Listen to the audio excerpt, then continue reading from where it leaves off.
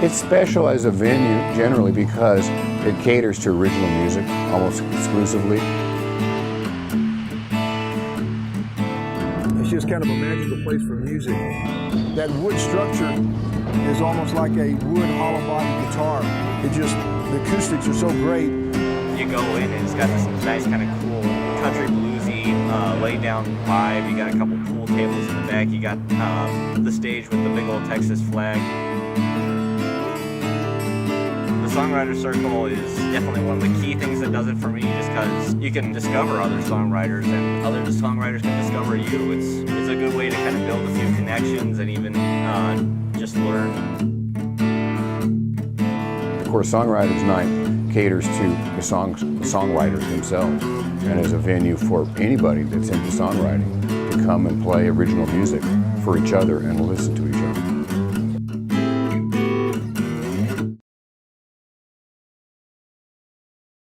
Somebody gather some wood for the fire. I'm tuning up my guitar. It looks like the weather is with us tonight. It's so clear you can see every star. I've been writing my own songs since I was 17. It's gratifying to do it and to work on it, and it's something to play with, you know. I call it my sandbox. It's like going in the sandbox and just start playing with this, making shit up, you know. I like that about it. Tell you what I'm gonna do. I'll sing you a story. I just like to be in front of people and play my songs. You know, I wrote them to be heard, and so that's the best way for me to get my music out there, is just to play them for people. About Jesus, wild scenarios.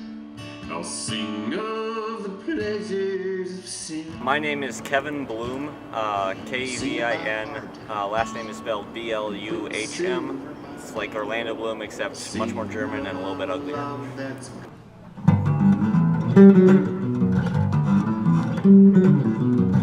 I like writing songs because, well, first off, it's one of the few things I do that I'm actually good at. When I picked up a guitar, I had kind of a knack for coming up with interesting licks and riffs. Like, everyone's got their own kind of little thing to kind of keep them running in the world. Some people it's woodworking, other people it's writing books, or maybe for some people it's just like going for a walk or hiking or something like that. For me, it's writing music. Through the Songwriter Circle, which I'm still doing right now, I'm developing a whole bunch more friendships, like Steve and Steve. I managed to build a bit of a connection with them. I get critiques sometimes from them.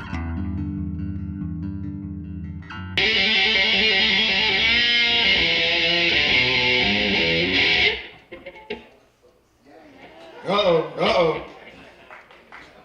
So much for love and peace. All right, let's try something here. We call ourselves Steve and Steve, because my name is Steve and his name is Steve. So we call ourselves the Steve and Steve Band. We met down at Sewell Park in San Marcos, Texas. We were down there, Frisbee Dan was down there throwing some Frisbee. And so we were throwing some Frisbee and he came up and we met, and what happened?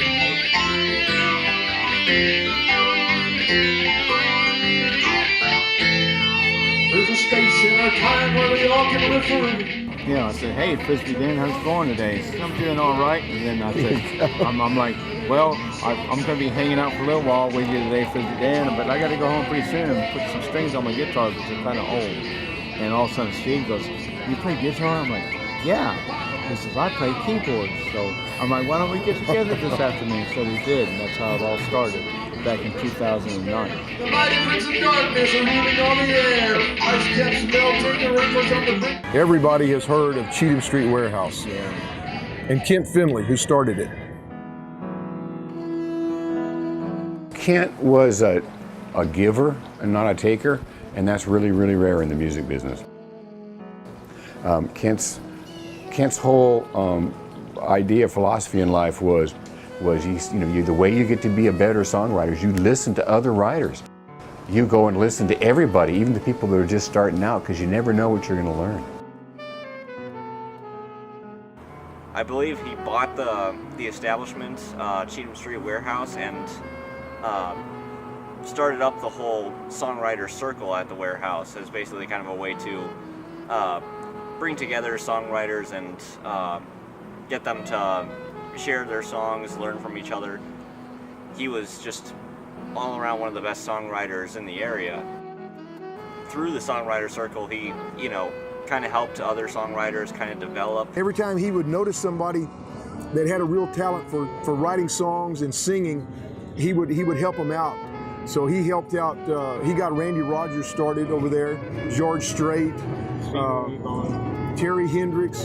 Anyway, there's just been a ton of people, a ton of really talented singer-songwriters that he helped get started over there at Cheatham Street Warehouse because he loved music and wanted to help musicians.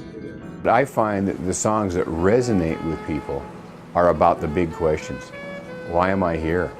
Why do we die? What circumstances surrounding both of those situations. It's a hard life to reconcile. It's a hard life to reconcile. What's it like to fall in love? What's it like to fall out of love? Those really are the big things. Family. Sat down with the governor one night to discuss who should keep the remainder. Man, says. We had a friend named John Boy. John Boy Bovee, Yeah. the one and only John Boy. He had the long hair and the beard. He looked like the Geico commercial alien caveman, That's how he looked. I'm not kidding you. And he says, Steve, he told Steve, why don't you write a song about me, Steve? Write a song about me. So we did, write about John Boy. And every time we'd play it, he'd be like, want us to play it 3 times whenever he saw us play it. I'm coming home, my darling.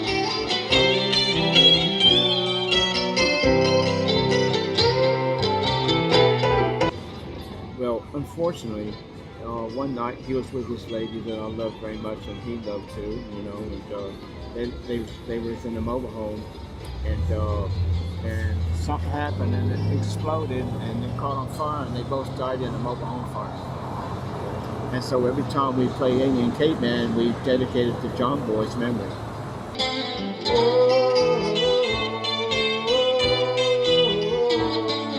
Give me love when I am none. Keep it with a little simple kind of theme to these songs. This next one, the riff I've been kind of playing with for maybe a couple of years or so, but it was something so good that I finally came up with a little song with it, and I think I may revisit it for a little concept album I've been thinking of doing at some point, sometime in the future. This one's called DR1. It's about flying in planes. I try to avoid topics that tend to be kind of overcovered. Like, you won't find me writing a love song anytime soon.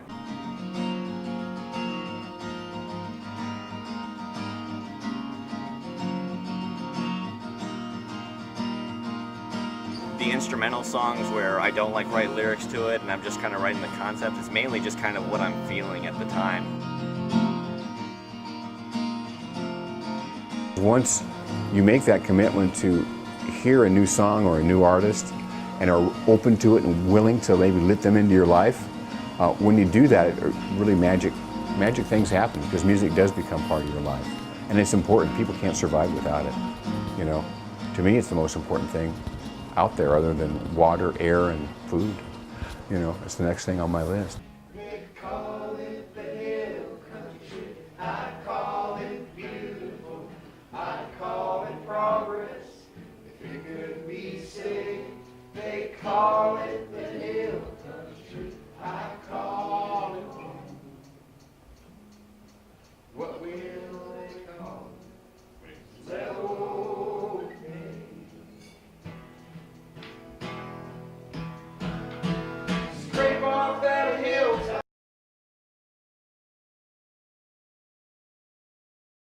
Texas State Opera will premiere Mozart's The Magic Flute tomorrow night at 7:30. However, this isn't a traditional opera. The classic story and characters are set in the Star Wars universe, which should make the performance an interesting draw for students not familiar with the art form. We're meshing a world of like pop culture phenomenon with the Star Wars with what was a pop culture phenomenon in the past, opera, and we're meshing them together and bringing like a new life almost to this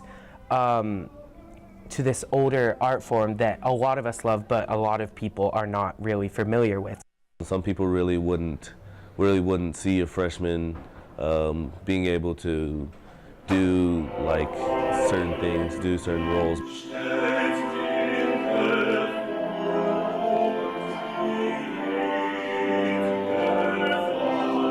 I'm really just excited to get out there and show the audience, show whoever comes, the Texas State Opera program. The cast and crew hope that this performance will resonate with the audience in a different way, since it is a blend of old and new.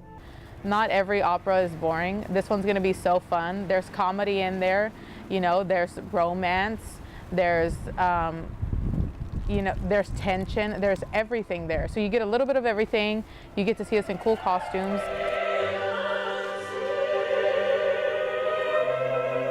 We're one of the top programs in the state of Texas, and there's a lot of raw talent here, and I think everyone should experience this, especially with the way we have put this modern twist to it, and I think it's going to be very enjoyable. So we were fortunate enough to be invited to the full dress rehearsal, and from what I've seen, the show looks amazing. It's something you don't want to miss, and remember, it's 7:30 p.m. this Thursday, and we'll be playing throughout the entire weekend here in the Performing Arts Center. For Bobcat Update, I'm Alex Bulko.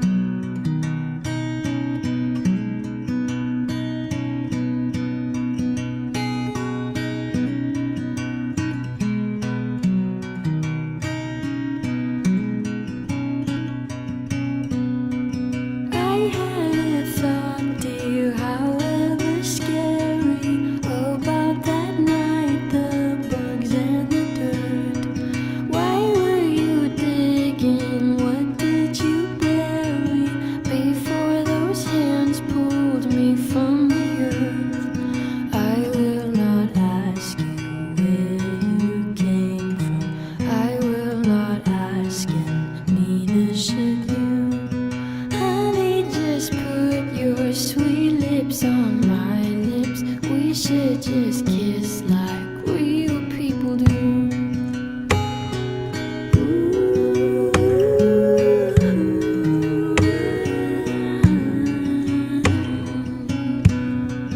I knew that look, dear eyes always seeking. Was there in someone that dug long ago? So I will not ask you why you were creeping in some sad way.